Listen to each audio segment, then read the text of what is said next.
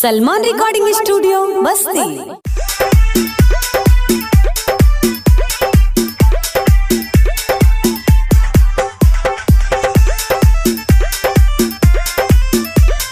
कवना अरे कवना लइका से बतियालू तो मिले बहे साले जालो, तो मिले बहे साले जालो। आरा अरे यारा तू छपरा में भेटालू तो मिले बहे साले जालो, तो मिले बहे साले जालो। कवना अरे कवना लइका से बतियालू तो मिले बहे साले जालो, तो मिले बहे साले जालो।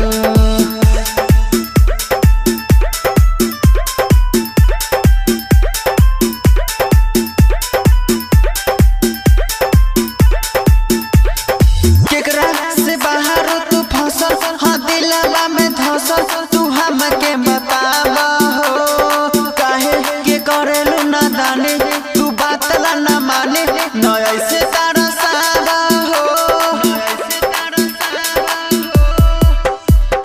केकरा से बाहर तू फसल तू दिलवा में धसल, तू हमके बतावा हो काहे के करेलू ना दाने, तू बात ला ना माने न ऐसे तारा सावा हो।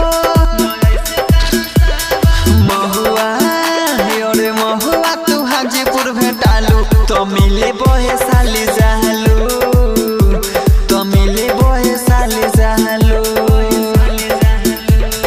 कवना अरे कवना लइका से बतियालू तो मिले बहे साले जालो, तो मिले बहे साले जालो।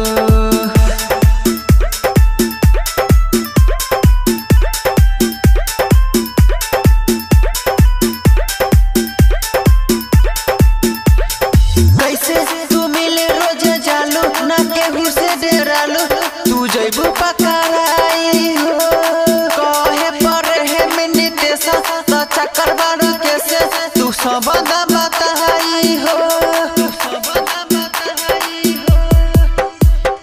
कैसे तू मिले रोज जालू ना केहू से डेरालू, तू जइबू पकड़ाई हो कहे पर है मिनट से तो चक्कर बाबे कैसे तू सब बताई हो।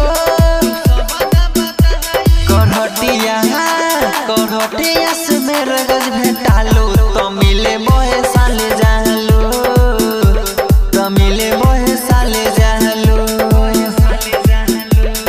कवना अरे कवना लइका से बतियालू तो मिले बहे साले जालो, तो मिले बहे साले जालो। सलमान रिकॉर्डिंग स्टूडियो बस्ती।